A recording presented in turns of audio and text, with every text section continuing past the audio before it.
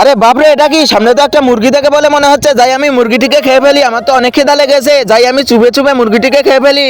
আরে আমার খিদার কারণে পেট ফেটে যাচ্ছিল, যা কিছুটা হলেও আমার পেট ভরেছে। এবার আমি যাই অন্য কোনো শিকারের জন্য। আরে বাপরে, এখানে তো একটা সিংহ মশাই ঘুম পাচ্ছে, আমাকে যদি দেখে ফেলে তাহলে তো আমাকে খেয়ে ফেলবে। যাই আমি তাড়াতাড়ি ওখান থেকে চলে যাই, না হলে আমাকে খেয়ে ফেলবে। আমি তো সাধারণ একটা নেকড়ে। আরে এটা কি? এই সাত সকালে আবার নেকড়ে কই থেকে আসলো? তার মানে নেকড়ে কি আমাদের মুরগিকে খেয়ে ফেলতেছে নাকি? যাই আমি সিংহকে বলে দেই, আরে সিংহ ভাই দেখো, আমাদের বাগানে একটা নেকড়ে ঢুকেছে আর নেকড়েগুলো সমস্ত মুরগিকে খেয়ে ফেলতেছে। তাড়াতাড়ি গিয়ে তুমি রক্ষা করো, ঠিক আছে? ওই নেকড়েকে আজকে আমি খেয়ে ফেলবো।